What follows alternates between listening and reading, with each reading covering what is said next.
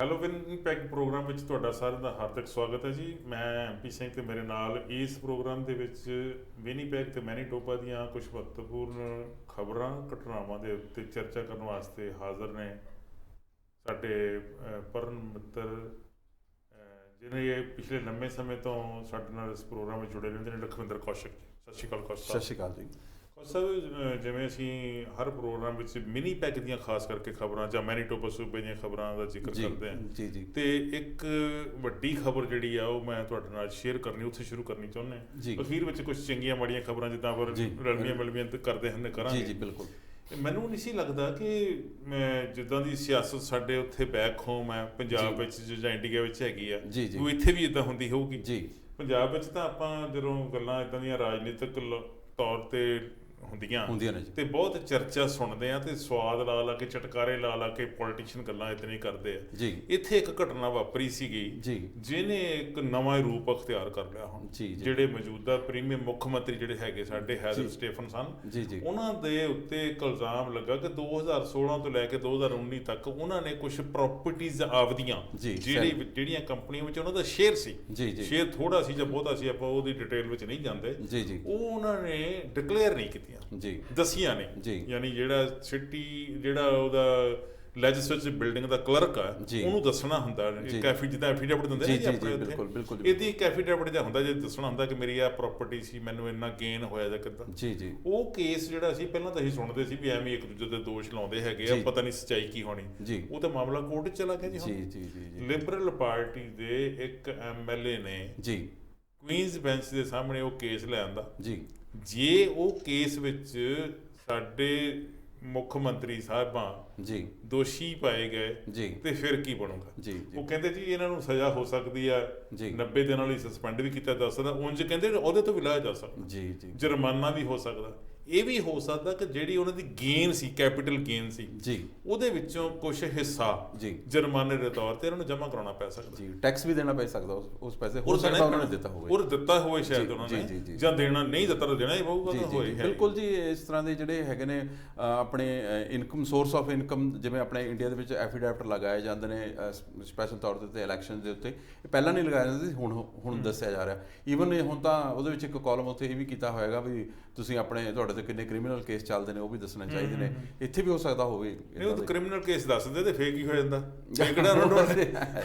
ਦੇਖੋ ਅੱਧ ਤੋਂ ਵੱਧ ਵਿਧਾਨ ਸਭਾ ਦੇ ਵਿੱਚ ਕਾਫੀ ਬੰਦੇ ਦੇ ਉੱਤੇ ਕ੍ਰਿਮੀਨਲ ਕੇਸ ਨੇ, ਲੋਕ ਸਭਾ ਦੇ ਵਿੱਚ ਵੀ ਕਾਫੀ ਕ੍ਰਿਮੀਨਲ ਕੇਸ ਹੈਗੇ ਨੇ ਇੰਡੀਆ ਦੇ ਵਿੱਚ, ਹੋ ਸਕਦਾ ਇੱਥੇ ਵੀ ਹੋਣ ਜੀ ਇਸ ਤਰ੍ਹਾਂ। ਇੱਥੇ ਜਿਹੜੀ ਇਹ ਗੱਲ ਨੇ ਚਰਚਾ ਛੇੜੀ ਆ ਨਾ ਜੀ, ਇਹ ਜੇ ਇਹ ਸਾਬਤ ਹੋ ਗਈ ਤੇ ਇੱਕ ਵੱਖਰੀ ਤਰ੍ਹਾਂ ਦੀ ਰਾਜਨੀਤੀ ਵੀ। ਦੇਖੋ ਸਾਬਤ ਤਾਂ ਹੈ ਹੀ ਜੀ, ਤਾਂ ਹੀ ਇਹ ਕੇਸ ਹੋਇਆ। ਜੇ ਉਹਦੇ ਵਿੱਚ ਬੰਦੇ ਨੇ ਇਨਫੋਰਮੇਸ਼ਨ ਆਪਣੀ ਨਹੀਂ ਭਰੀ, ਜਾ ਕੇ ਸਾਬਤ ਕੋਰਟ ਦੇ ਵਿੱਚ ਵੀ, ਕੋਰਟ ਦੇ ਵਿੱਚ ਹੋਇਆ ਨਾ, ਜਿਹੜਾ ਐਫੀਡੈਵਿਟ ਬੰਦੇ ਨੇ ਉੱਥੇ ਇੱਥੇ ਇਹਨਾਂ ਨੇ ਦੇਣਾ ਸੀਗਾ ਉਹਦੇ ਉੱਤੇ ਨਹੀਂ ਮੈਂਸ਼ਨ ਕੀਤਾ, ਇਟ ਮੀਨਸ ਸਾਬਤ ਇਹ ਹੈਗੀ ਹੈ ਜੀ। ਅੱਗੇ ਕੋਰਟ ਕੀ ਫੈਸਲਾ ਕਰਦੀ ਆ, ਕੀ ਹੁੰਦਾ, ਉਹ ਆਉਣ ਵਾਲਾ ਟਾਈਮ ਦੱਸੂਗਾ। ਬਿਲਕੁਲ।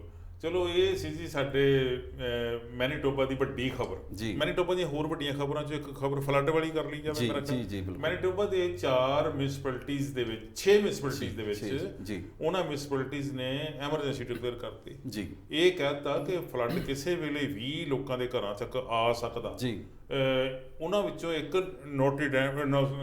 ਸੇਂਟ ਮੈਰੀ, ਉੱਥੇ ਤਾਂ ਕੁਛ ਘਰਾਂ ਨੂੰ ਕਹਿਤਾ ਕਿ ਖਾਲੀ ਕਰ ਦਿਓ। ਠੀਕ ਹੈ। ਅਸਲ ਵਿੱਚ ਕੀ ਸੀ, ਸਨੋ ਜਦੋਂ ਜੀ ਬੜੀ ਉਂਝ ਸਲੋ ਹੋਈ ਹੈ, ਪਰ ਸਨੋ ਪਈ ਬਹੁਤ ਸੀ, ਉਹਨੇ ਓਵਰ ਫਲੱਡਿੰਗ ਕਰ ਦਿੱਤੀ। 1 ਮਹੀਨਾ ਜ਼ਿਆਦਾ ਪੈ ਗਈ ਜੀ ਆਮ ਨਾਲੋਂ, ਤੇ ਆਮ ਜਿਹੜੇ ਦੀ ਸਨੋ ਦੀ ਜਿੰਨੀ ਪੈਣ ਦੀ ਮਿਕਦਾਰ ਆ ਉਸ ਤੋਂ ਵੀ ਜ਼ਿਆਦਾ ਪਈ ਗਈ ਆ। ਉਹ ਤੋਂ ਬਾਅਦ ਬਾਰਿਸ਼ ਹੋ ਗਈ ਲਗਾਤਾਰ।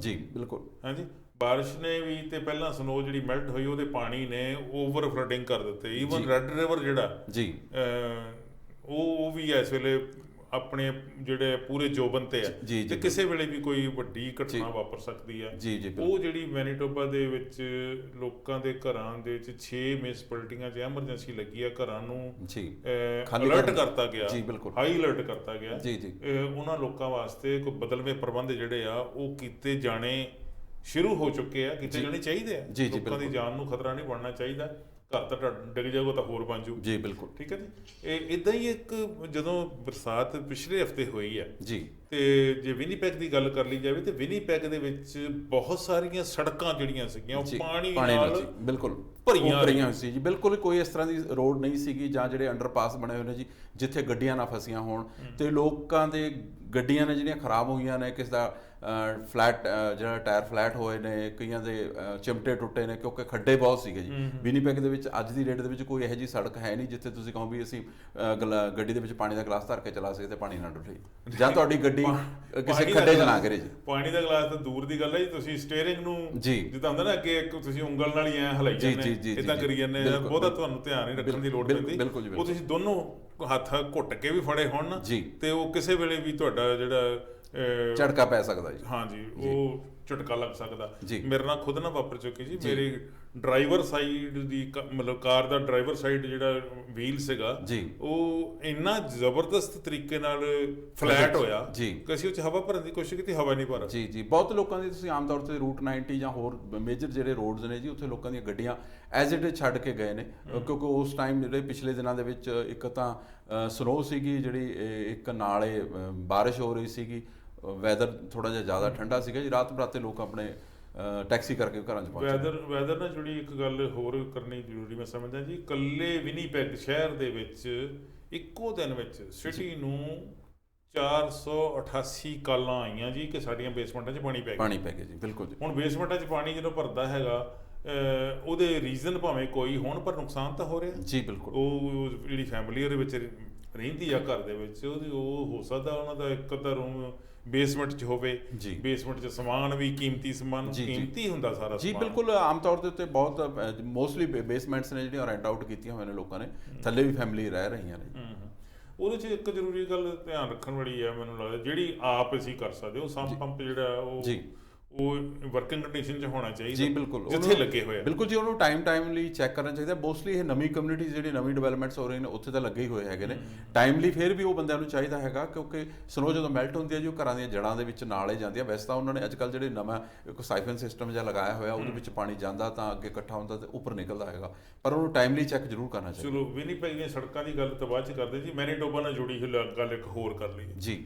ਮੈਨੀਟੋਬਾ 'ਚ ਨੈਚੁਰਲ ਗੈਸ ਦੇ ਪ੍ਰਾਈਸਿਸ ਜਿਹੜੇ ਆ ਜੀ ਉਹ ਵੱਧ ਗਏ ਜੀ, ਵਿਦ ਇਮੀਡੀਏਟ ਇਫੈਕਟ। ਇੱਕ ਸੰਸਥਾ ਜੀ, ਉਹਦਾ ਨਾਮ ਪੱਬ ਹੈ ਜੀ।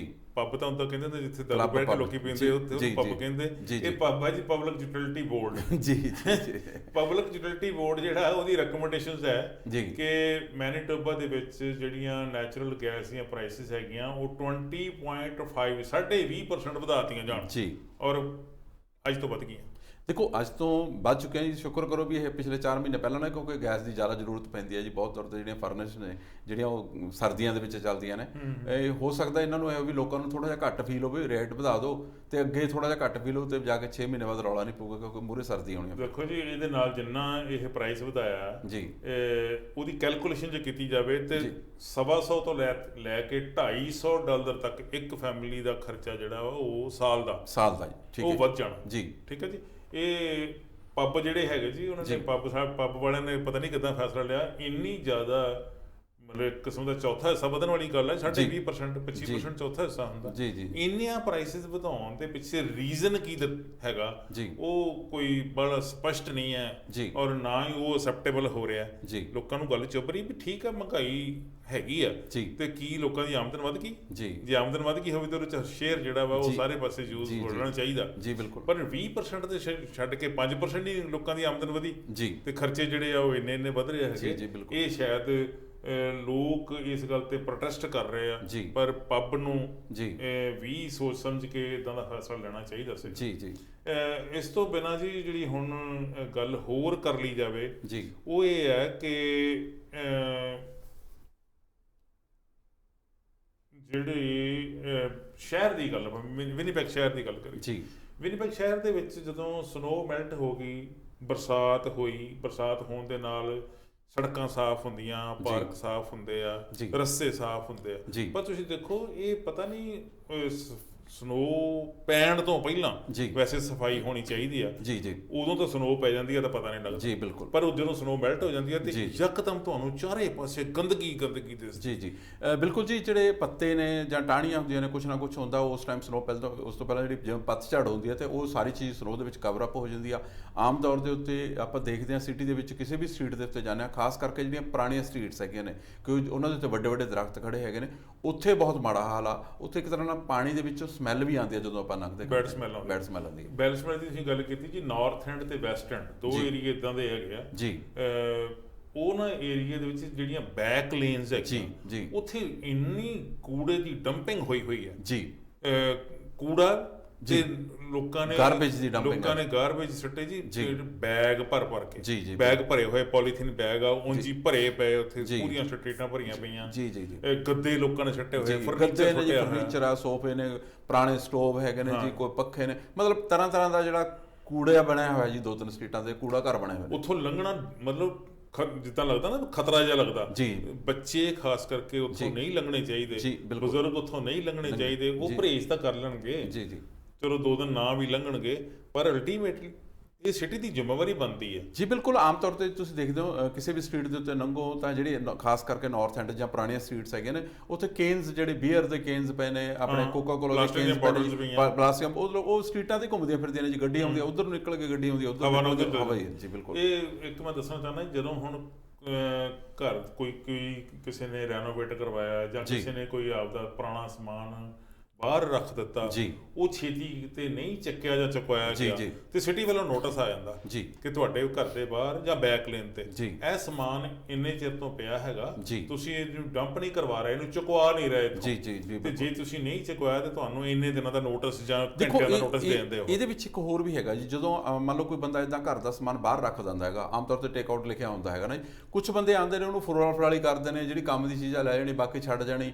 ਉਹਦੇ ਬੈਗ ਦੇ ਮੂੰਹ ਖੁੱਲੇ ਛੱਡਦੇ ਨੇ, ਉਹ ਹਵਾ ਚੱਲਦੀ ਹੈ ਤੇ ਉਹਦੇ ਨਾਲ ਉਹ ਸਮਾਨ ਬਾਹਰ ਵੀ ਨਿਕਲਦਾ ਹੈ। ਇਹ ਚੀਜ਼ ਵੀ ਮੈਟਰ ਕਰ ਰਹੀ ਹੈ। ਬਿਲਕੁਲ, ਇਹੋ ਜਿਹੀਆਂ ਜਿਹੜੀਆਂ ਇਹ ਹੋ ਰਹੀਆਂ ਸਾਡੇ ਸਾਹਮਣੇ, ਇਹਨਾਂ ਤੋਂ ਸਾਨੂੰ ਇੱਕ ਹੁੰਦਾ ਕਿ ਸਿਟੀ ਵਾਲੇ ਇਸ ਪਾਸੇ ਧਿਆਨ ਦੇਣ। ਦੇਖੋ, ਸਿਟੀ ਵਾਲਿਆਂ ਨੂੰ ਜੇ ਲੋਕ ਧਿਆਨ ਦੇ ਵਿੱਚ ਲਿਆਉਣਗੇ ਜੀ, ਛੇਤੀ ਕੰਮ ਹੁੰਦਾ ਹੈ। ਜੇ ਆਪਾਂ ਆਪਾਂ ਕਾਲ ਕਰਦੇ ਹਾਂ, ਆਪਾਂ ਕਿਤੇ ਦੇਖਦੇ ਹਾਂ ਵੀ ਇੱਧਰ ਕੂੜਾ ਪਿਆ, ਆਮ ਤੌਰ ਤੇ ਤੁਸੀਂ ਆਪਣੇ ਏਰੀਆ ਦੇ ਵਿੱਚ ਐਂਬਰ ਟ੍ਰੇਲ ਦੇ ਏਰੀਆ ਜੈਫਰਸਨ ਤੇ ਜਾਂਦੇ ਜਿੱਥੇ ਕੱਚੀ ਰੋਡ ਆ, ਕਿੰਗ ਐਡਵਰਡ ਤੇ ਰੂਟ 90 ਦੇ ਵਿਚਾਲੇ। ਅੱਜ ਵੀ ਮੈਂ ਉੱਥੋਂ ਲੰਘ ਕੇ ਆਇਆ ਜੀ, ਉੱਥੇ 2 ਦਿਨ ਲੋਕਾਂ ਨੇ ਲੈਟਰੀਨ ਵਾਲੇ ਜਿਹੜੇ ਸ਼ੀਟ ਹੁੰਦੀਆਂ ਨੇ ਉਹ ਵੀ ਸਿੱਟੀਆਂ ਪਈਆਂ ਨੇ ਜੀ ਤੋੜ ਕੇ। ਉਹ ਗਲਤ ਗੱਲ ਹੈ ਜੀ, ਅਸੀਂ ਇਸ ਗੱਲ ਦੀ ਨਿਖੇਧੀ ਸਖਤ ਸ਼ਬਦਾਂ ਵਿੱਚ। ਸੋਫੇ ਪਏ ਰਹਿੰਦੇ ਨੇ, ਹੋਰ ਵੀ ਕਾਫੀ ਤਰ੍ਹਾਂ ਦਾ ਕੂੜਾ ਕਰਕਟਾ ਜਿਹੜਾ ਜੀ ਉਹ ਪਿਆ ਰਹਿੰਦਾ ਉੱਥੇ, ਆਮ ਤੌਰ ਤੇ ਦੇਖਦੇ ਆ। ਮੈਂਡਲੇ ਡਰਾਈਵ ਹੈ ਜੀ ਇੱਕ, ਤੇ ਉੱਥੇ ਮੈਂਡਲੇ ਜਿਹੜਾ ਹੈਗਾ ਪਲਾਜ਼ਾ, ਸ਼ਾਪਿੰਗ ਸੈਂਟਰ ਕਹਿ ਸਕਦੇ ਆ ਜੀ, ਉਹਦੇ ਸਾਹਮਣੇ ਇੱਕ ਬੱਸ ਸ਼ੈਲਟਰ ਆ। ਬੱਸ ਸ਼ੈਲਟਰ ਦੇ ਅੰਦਰ ਵੀ ਤੇ ਬਾਹਰ ਵੀ ਕੂੜੇ ਦੇ ਬੈਗ ਭਰੇ ਹੋਏ, ਯਾਨੀ ਵੇਸਟੇਜ ਜਿਹੜੀ ਆ, ਜਾਂ ਕਹਿ ਲਓ ਵੀ ਗਾਰਬੇਜ ਜਿਹੜਾ ਉਹ ਭਰਿਆ ਹੋਇਆ, ਤੇ ਕੁਝ ਬੈਗ ਦੇ ਵਿੱਚ ਕੱਪੜੇ, ਬੱਚਿਆਂ ਦੇ ਕੱਪੜੇ ਵੀ ਤੇ ਵੱਡਿਆਂ ਦੇ ਕੱਪੜੇ ਵੀ। ਉਹ ਕੱਪੜੇ ਉੱਥੇ ਬੈਗ ਜਿਹੜੇ ਸੀਗੇ ਉਹ ਖਿਲਰੇ ਫਿਰਦੇ ਸੀਗੇ ਸੜਕਾਂ ਦੇ ਉੱਤੇ। ਤੇ ਇਹ ਇਸ ਤਰੀਕੇ ਦੀ ਜਿਹੜੀ ਹਰਕਤ ਆ, ਉਹ ਵੀ ਜਿਹੜੀ ਆ ਉਹਦੀ ਸ਼ਲਾਘਾ ਕਰਨੀ ਨਹੀਂ ਬਣਦੀ, ਸਗੋਂ ਨਿਖੇਧੀ ਕਰਨੀ ਬਣਦੀ। ਇਸ ਚੰਗੀ ਸ਼ਹਿਰੀ ਬਣਨ ਦਾ ਦੇਖੋ, ਤੁਸੀਂ ਕੱਲੇ ਮੈਂਡਲੇ ਦੀ ਗੱਲ ਕਰ ਰਹੇ ਹੋ, ਤੁਸੀਂ ਡਾਊਨਟਾਊਨ ਦੇ ਕਿਤੇ ਵੀ ਰੋਡ ਤੇ ਚਲੇ ਜਾਓ, ਮੇਨ ਸਟਰੀਟ ਤੇ ਚਲੇ ਜਾਓ, ਬ੍ਰੌਡਵੇ ਤੇ, ਈਵਨ ਆਪਣੀ ਲੈਜਿਸਲੇਟਿਵ ਬਿਲਡਿੰਗ ਆ ਉਹਦੇ ਕਾਰਨਰ ਤੇ, ਓਸਬੋਰਨ ਹੈ ਉਹਦੇ ਕਾਰਨਰ ਦੇ ਉੱਤੇ, ਅੱਜ ਵੀ ਜਾ ਕੇ ਦੇਖ ਲਓ, ਉੱਥੇ ਵੀ ਜਿਹੜੇ ਹੋਮਲੈਸ ਪੀਪਲ ਬੈਠੇ ਹੈਗੇ ਨੇ, ਪੋਰਟੇਜ ਦੇ ਉੱਤੇ, ਮੇਨ ਦੇ ਉੱਤੇ, ਪੋਰਟੇਜ ਐਂਡ ਮੇਨ ਸਟਰੀਟ ਦੇ ਉੱਤੇ, ਜਿੰਨੇ ਵੀ ਡਾਊਨਟਾਊਨ ਦੇ ਏਰੀਆ ਦੇ ਵਿੱਚ ਨੇ, ਤੁਹਾਨੂੰ ਕੋਈ ਇਦਾਂ ਨਹੀਂ। ਈਵਨ ਏਅਰਪੋਰਟ ਦੇ ਬਿਲਕੁਲ ਪੈਟਰੋਲ ਸਟੇਸ਼ਨ ਤੋਂ ਪਹਿਲਾਂ ਇੱਕ ਬੱਸ ਸ਼ੈਲਟਰ ਹੈਗਾ, ਉਹਦੇ ਵਿੱਚ ਵੀ ਇਸ ਤਰ੍ਹਾਂ ਦਾ ਗਾਰਬੇਜ ਪਿਆ ਹੈਗਾ, ਈਵਨ ਬੰਦੇ ਪਏ ਹੁੰਦੇ ਨੇ। ਬੱਸ ਸ਼ੈਲਟਰਸ ਦੇ ਬਾਰੇ ਤਾਂ ਆਪਾਂ ਕਈ ਵਾਰੀ ਗੱਲ ਕਰ ਚੁੱਕੇ ਹਾਂ ਜੀ। ਬੱਸ ਸ਼ੈਲਟਰ ਵਿੱਚ ਹੋਮਲੈਸ ਰਹਿੰਦੇ ਆ ਜੀ, ਤੇ ਹੋਮਲੈਸ ਜਿਹੜੇ ਆ ਉਹ ਜੇ ਪ੍ਰਵਾਹ ਕਰਨ ਵਾਲੇ ਹੁੰਦੇ ਤੇ ਉਹ ਹੋਮਲੈਸ ਹੁੰਦੇ ਹੀ ਕਿਉਂ ਜੀ। ਬਿਲਕੁਲ, ਉਹਨਾਂ ਦਾ ਕਸੂਰ ਵੀ ਕਿਸੇ ਲੈਵਲ ਤੇ ਹੈਗਾ, ਪਰ ਸਾਡੇ ਅਸੀਂ ਕਹਿੰਦੇ ਕਿ ਜੇ ਹੁਣ ਹੋਮਲੈਸ ਉਹ ਆਪਦੀਆਂ ਗਲਤੀਆਂ ਕਰਕੇ ਹੋ ਗਏ ਆ ਤੇ ਉਹਨਾਂ ਨੂੰ ਸੰਭਾਲਣਾ ਸਾਡਾ ਅਖਲਾਕੀ ਫਰਜ਼ ਹੈ, ਸੁਸਾਇਟੀ ਦਾ ਵੀ ਤੇ ਸਰਕਾਰ ਦਾ ਵੀ। ਬਿਲਕੁਲ, ਆਪਣੇ ਨਾਰਥ ਉੱਧਰ ਜਿਹੜੇ ਗਾਰਡਨ ਸਿਟੀ ਏਰੀਆ ਦੇ ਵਿੱਚ ਇੱਕ ਦਿਨ ਸ਼ਾਇਦ 3 ਜਾਂ 4 ਜਿਹੜੇ ਬੱਸ ਸ਼ੈਲਟਰ ਸੀ, ਉਹ ਜਿਹੜੇ ਅਗਰੈਸਿਵ ਪੀਪਲ ਨੇ ਉਹਨਾਂ ਨੇ ਤੋੜੇ ਪਏ ਸੀਗੇ। ਤੋੜੇ ਪਏ ਉਹ ਪਹਿਲਾਂ ਪੈਕਡ ਰਹੇ ਜੀ, ਸਿਆਲਦਿਆਂ ਦੇ ਸਰਦੀਆਂ ਦੇ ਵਿੱਚ ਤਾਂ ਜਦੋਂ ਠੰਡ ਦੇ ਦਿਨ ਸੀ ਤਾਂ ਉਹ ਪੈਕਡ, ਫੁੱਲੀ ਪੈਕਡ ਹੁੰਦੇ ਸੀਗੇ। ਔਰ ਆਕੂਪਾਈ ਵੀ ਕਿਤੇ ਇੱਕ ਬੰਦੇ ਵੱਲੋਂ ਜਾਂ ਇੱਕ ਫੈਮਿਲੀ ਵੱਲੋਂ ਆਕੂਪਾਈ ਹੋ ਗਿਆ ਤਾਂ ਦੂਜੇ ਨੂੰ ਲੱਗਣ ਫਿਰ ਉਹਨਾਂ ਦਾ ਝਗੜਾ ਵੀ ਹੁੰਦਾ। ਬਿਲਕੁਲ ਜੀ, ਆਮ ਤੌਰ ਤੇ ਆਪਾਂ ਦੇਖਦੇ ਹਾਂ ਜੀ, ਉਹਨਾਂ ਦੇ ਬਾਹਰਲੇ ਪਾਸੇ ਜਿਹੜੀਆਂ ਕਾਰਟਸ ਹੁੰਦੀਆਂ ਨੇ, ਸਟੋਰਾਂ ਦੀਆਂ ਵੱਡੀਆਂ ਕਾਰਟਸ ਹੁੰਦੀਆਂ ਨੇ, ਉਹ ਵੀ ਪੁੱਠੀਆਂ ਸਿੱਧੀਆਂ ਕਰਕੇ ਭਰੀਆਂ ਹੋਈਆਂ ਕਾਰਟ ਉੱਥੋਂ ਲੈ ਆਉਂਦੇ। ਤੇ ਮਤਲਬ ਚਲੋ ਖੈਰ ਇਹ ਇੱਕ ਵੱਖਰੀ ਸਮੱਸਿਆ ਨੂੰ ਡਿਸਕਸ ਵੀ ਕਰਾਂਗੇ। ਕੁੱਲ ਮਿਲਾ ਕੇ ਇਹ ਆ ਕਿ ਇਸ ਵੇਲੇ ਸ਼ਹਿਰ ਦੇ ਵਿੱਚ ਗੰਦਗੀ ਪਈ ਹੋਈ ਆ, ਉਹਨੂੰ ਸਾਫ਼ ਕਰਨਾ ਬਹੁਤ ਜ਼ਰੂਰੀ ਹੈ।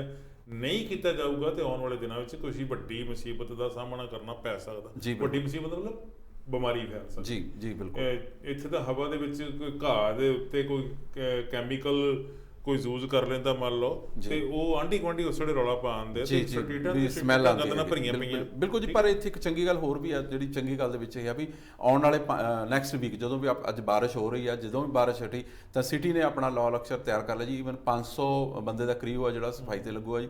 300 ਇਕਵਿਪਮੈਂਟ ਨੇ ਜਿਹੜੇ ਉਹ ਸਿਟੀ ਦੇ ਵਿੱਚ ਮਤਲਬ ਸਫਾਈ ਕਰਨਗੇ। ਹਾਂਜੀ, ਇੱਕ ਜਿਹੜੀ ਹੋਰ ਗੱਲ ਅਸੀਂ ਸ਼ੁਰੂ ਕੀਤੀ ਸੀ ਦੇ ਵਿੱਚ ਹੀ ਰੁਕ ਗਈ, ਉਹ ਸੀ ਸਟਰੀਟਾਂ ਜਿਹੜੀਆਂ ਸੜਕਾਂ ਟੁੱਟੀਆਂ ਪਈਆਂ। ਇੰਨੇ ਵੱਡੇ ਟੋਏ ਮੈਂ ਕਦੀ ਪਹਿਲਾਂ ਨਹੀਂ ਦੇਖੇ, ਇੰਨੀ ਵੱਡੇ ਪੱਧਰ ਤੇ ਸੜਕਾਂ ਟੁੱਟੀਆਂ ਹੋਈਆਂ ਮੈਂ ਪਹਿਲਾਂ ਨਹੀਂ ਵੇਖੀਆਂ। ਸ਼ਾਇਦ ਉਹ ਸਨੋ ਦਾ ਕਾਰਨ ਹੀ ਹੋ ਸਕਦਾ, ਪਰ ਕਾਰਨ ਕੋਈ ਵੀ ਹੋਵੇ, ਹੁਣ ਉਹਦੀ ਰਿਪੇਅਰ ਦੀ ਲੋੜ ਆ। ਲੋਕਾਂ ਦਾ ਬਹੁਤ ਨੁਕਸਾਨ ਹੋ ਰਿਹਾ, ਗੱਡੀਆਂ ਟੁੱਟ ਰਹੀਆਂ ਹੈਗੀਆਂ, ਟਾਇਰ ਫਲੈਟ ਹੋ ਰਹੇ ਆ, ਕਲੇਮ ਮਿਲ ਨਹੀਂ ਰਹੇ, ਇਹ ਲੋਕਾਂ ਦਾ ਸਿੱਧਾ ਨੁਕਸਾਨ ਹੁੰਦਾ ਪਿਆ। ਇਸ ਨੁਕਸਾਨ ਦਾ ਇੱਕੋ ਇੱਕ ਹੱਲ ਹੈ ਕਿ ਉਹਦੀ ਜਿਹੜੀ ਮੁਰੰਮਤ ਹੈ ਉਹਨੂੰ ਜਿਹੜਾ ਬਹੁਤ ਵੱਡੇ ਪੱਧਰ ਤੇ ਸ਼ੁਰੂ ਕਰਨਾ ਪਊਗਾ। ਜੇ ਇੱਦਾਂ ਹੀ ਕੀਤਾ ਗਿਆ ਵੀ ਨਹੀਂ, ਪਹਿਲਾਂ ਜੇ ਅਸੀਂ ਹਾਈਵੇ ਕਰਨੀਆਂ, ਫਿਰ ਮੇਨ ਰੋਡ ਕਰਨੀਆਂ, ਫਿਰ ਸਟਰੀਟਾਂ ਦੀ ਜਾਂ ਜਿਹੜੀਆਂ ਇੰਟਰਨਲ ਹੈਗੀਆਂ ਇੰਟੀਰੀਅਰ ਦੀਆਂ ਰੋਡ ਹੈ ਜਾਂ ਮਹੱਲੇ ਕਹਿ ਲਓ, ਉੱਥੇ ਦੀ ਵਾਰੀ ਤਾਂ ਫਿਰ ਉਦੋਂ ਆਉਣੀ ਹੈ ਜਦੋਂ ਸਮਰ ਜਿਹੜੀ ਆ ਉਹ ਖਤਮ ਹੋ ਜਾਊ।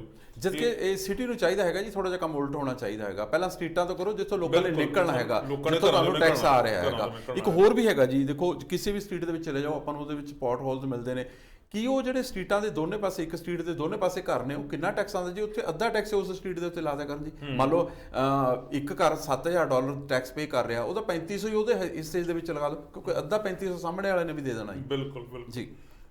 ਇਸੇ ਤਰ੍ਹਾਂ ਦੀਆਂ ਹੀ ਖਬਰਾਂ ਹੋਰ ਹੈ ਜਿਨ੍ਹਾਂ ਦੇ ਵਿੱਚੋਂ ਇੱਕ ਖਬਰ ਮੈਂ ਵਿਨੀਪੈਗ ਨਾਲ ਸੰਬੰਧਿਤ ਹੋਰ ਦੱਸਣੀ ਚਾਹੁੰਦਾ।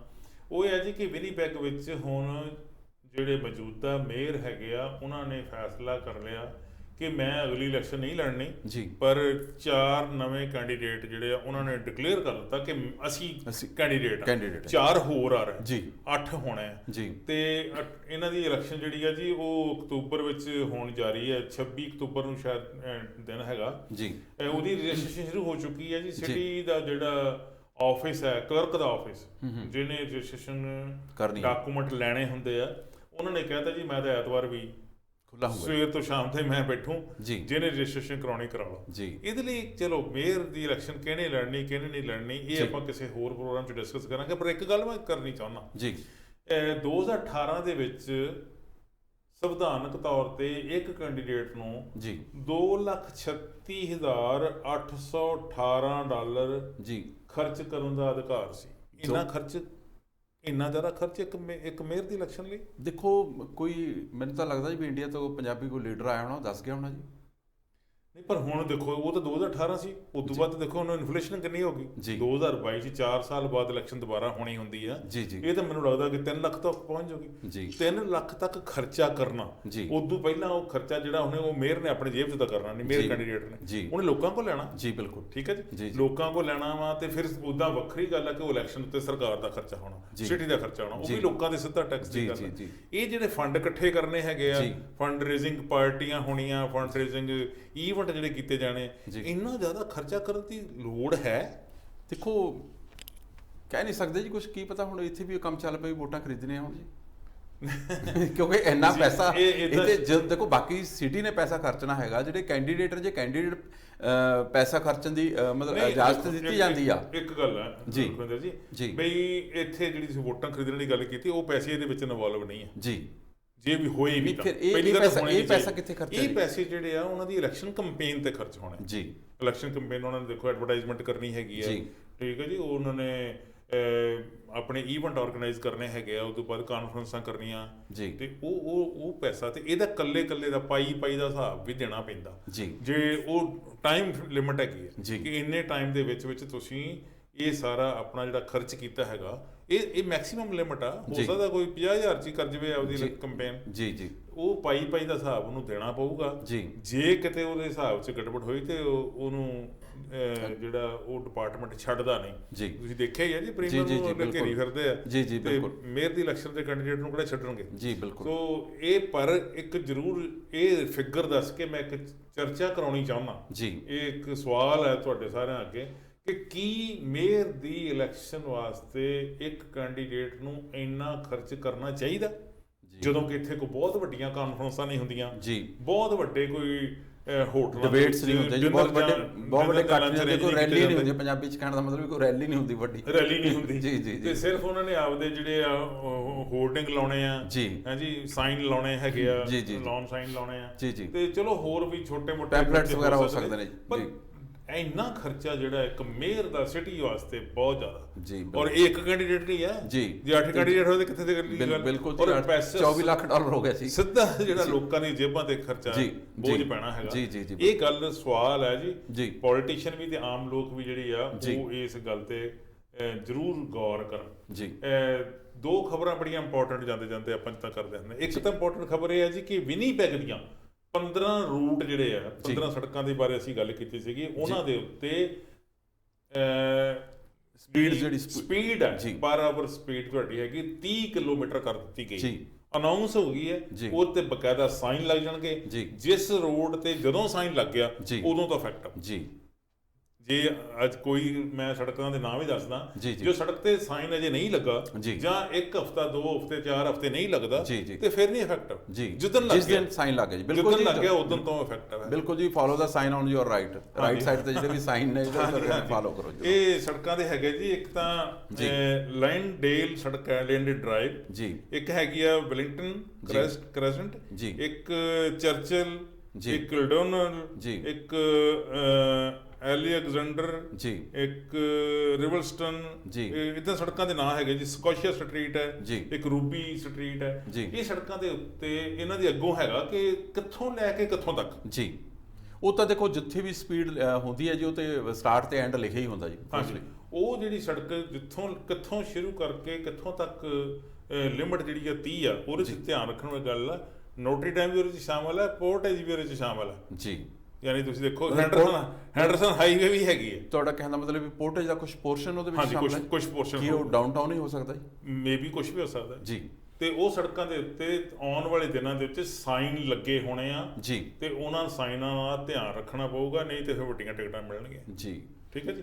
ਇੱਕ ਇਹ ਤਾਂ ਸੀ ਚਲੋ ਚੇਤਾਵਨੀ ਵਾਲੀ ਜਾਂ ਇਨਫੋਰਮੇਸ਼ਨ ਵਾਲੀ ਖਬਰ। ਇੱਕ ਖਬਰ ਮੈਂ ਹੋਰ ਛੋਟੀ ਜਿਹੀ ਸਾਂਝੀ ਕਰਨੀ ਚਾਹੁੰਦਾ ਜੀ। ਆਮ ਤੌਰ ਤੇ ਸਕੂਲਾਂ ਦੇ ਵਿੱਚ ਈਵੈਂਟ ਹੁੰਦੇ ਆ, ਤੇ ਹੁਣ ਤਾਂ ਤੁਸੀਂ ਕਿਸੇ ਬੈਂਕ ਵਿੱਚ ਚਲੇ ਜਾਓ ਤੇ ਵਿਸਾਖੀ ਵਾਲੇ ਦਿਨ ਉਹ ਕਹਿੰਦੇ ਹੈਪੀ ਵਿਸਾਖੀ ਜੀ, ਦੀਵਾਲੀ ਵਾਲੇ ਦਿਨ ਕਹਿੰਦੇ ਹੈਪੀ ਦੀਵਾਲੀ ਜੀ, ਬਿਲਕੁਲ ਜੀ, ਜਾਂ ਫਿਰ ਉਹ ਕਹਿਣਗੇ ਹੈਪੀ ਗੁਰਪੁਰਬ ਜੀ। ਠੀਕ ਹੈ ਜੀ। ਇੱਦਾਂ ਦਾ ਇੱਕ ਈਵੈਂਟ ਜਿਹੜਾ ਜੀ ਮੇਪਲ ਕਲੋਜੀਏਟ ਵਿੱਚ ਹੋਇਆ ਜੀ।